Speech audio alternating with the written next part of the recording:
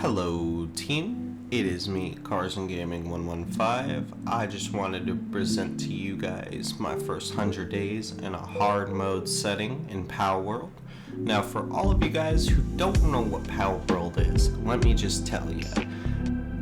You get these little pals, that's what we're going to call them. We're not going to reference them to anything else. And these little pals can help you around with your base or anything else, and it's a survival game where you get to make your bases, fight bosses, capture stronger pals, etc. Things like that. It's a lot of fun if you're not playing in hard mode. I have a huge love for these types of games, especially survival games, so please come on, dive in this with me, and I'm going to show you exactly what happened over my first 100 days in hard mode survival Palworld. So day one's coming up here, and to show you guys first off what happens, we all wake up on this beach, we don't know what's going on, we have to find this little Paldex thing.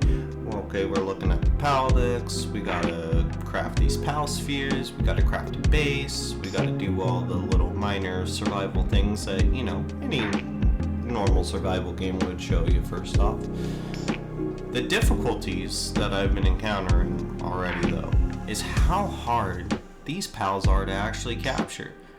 Now these pals, they may be easy at first when they're level 1 or 2, but you give them a couple of levels and you're a couple levels below, and let me tell you something, you ain't capturing anything. The learning curve can definitely be a little difficult as you're sitting there and you're wondering, why am I not doing any damage? Well, it's because you're actually not on the same level as other pals in your area, so you might want to go and grind some XP before you try capturing a higher level pal. My first impressions though of the game was, I'm absolutely stunned. I mean, the game looks amazing most of the time. There's a couple FPS drops and other mechanical issues that can happen in the game, but the sliding's amazing. You can fly halfway across, and you'll see that a lot in my gameplay and on my stream where I'm not even traversing by dragon or by whatever half the time. I'm traversing by sliding and using my grappling hook, because those two things that are put together are absolutely amazing for moving through the game. Now, when we're talking about our early challenges is to craft a base, get a couple of pals for that base, and make sure that we are not dying at all, because when we die, we drop all of our pals, we drop all of our equipment, and we have to start basically fresh until we can go over to that area and get them back.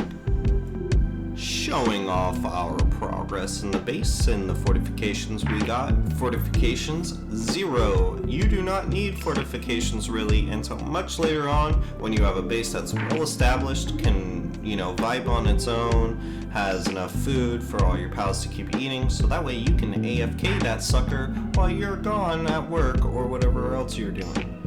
But fortifications definitely aren't needed until much later on in the game when you are ready to start AFK Palworld farming for like those egg incubators, for breeding, for mining, for any type of resources, and you just want to sit there and then log back on and you have a bunch of resources.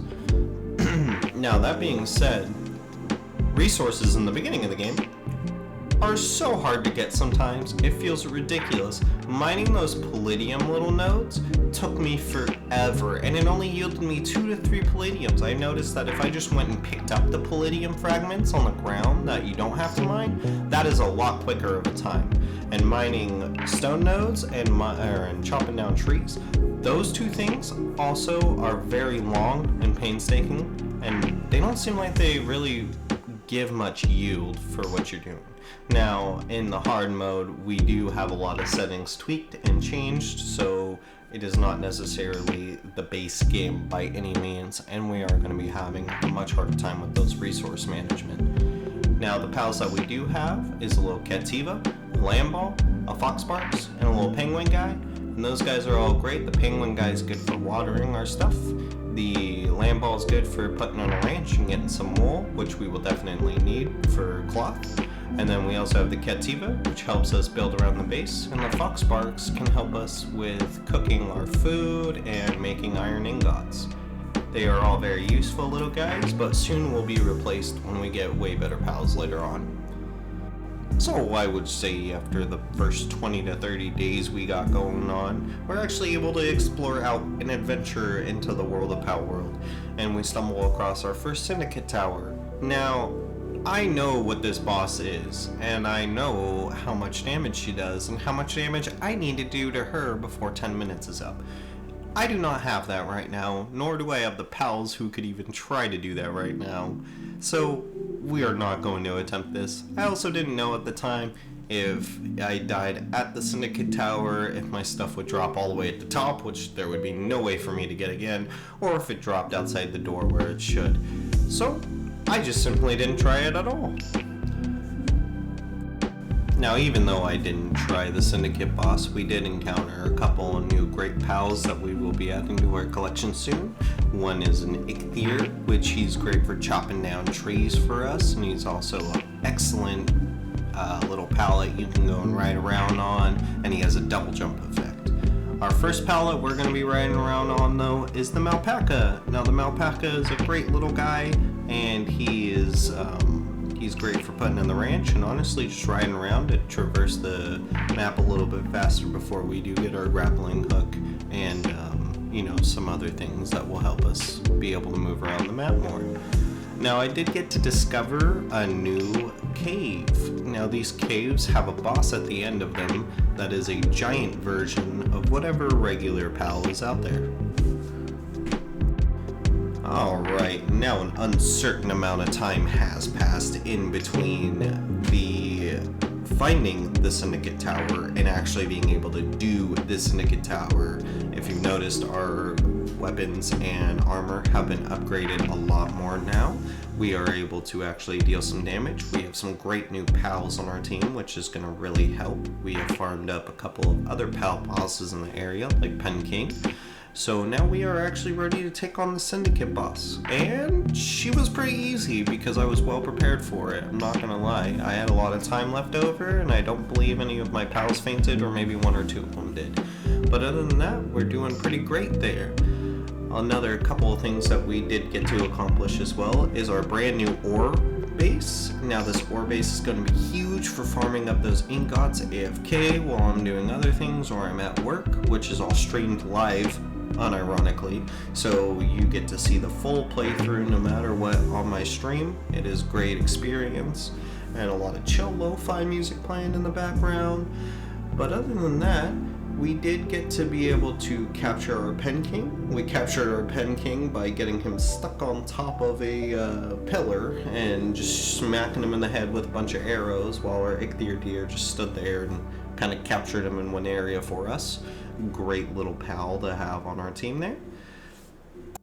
And here is where I rant for a second, because Pen King can literally not exist in my opinion. That guy, I am trying so hard not to use profanity right now because oh my Lanta, he is just frustrating beyond belief. Him and his little penguins running around with the little ice missiles, just it sucks. And for some reason they always want to target me and never the pal that's actually fighting them, which I normally have a pretty goated fire pal sitting there trying to beam him down with fire abilities to kill him a lot faster. But my lord, Pen King was so frustrating, and I'm so glad that I'm high enough level now that I just walk in there and I shoot him once in the head with my musket, and then I just throw my pal sphere at him, and that's it. He's done, because he is literally the bane of my existence. And other than my huge rant there, that is pretty much it. Pen King really sucks, for sure. I'm really stuck on that guy for some reason. But anyways, my future goals for this YouTube series is obviously going to be to beat all the Syndicate bosses, capture all the legendaries, but not only important is to capture those legendaries and then get all of those legendaries to have the perfect traits that they can, and then I think that's like my end goal stopping point.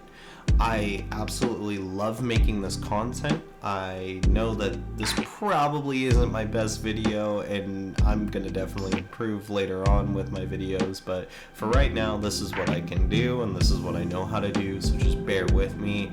Make sure you come and subscribe on my YouTube channel, come follow me on the Twitch, where all of this is happening live. Every single second of it is being streamed, so you get to take a look into my own life, as well as look into my own pal's life. And I love you guys so much. Thank you all for watching. I hope you all have a beautiful rest of your day and everything goes well in your lives.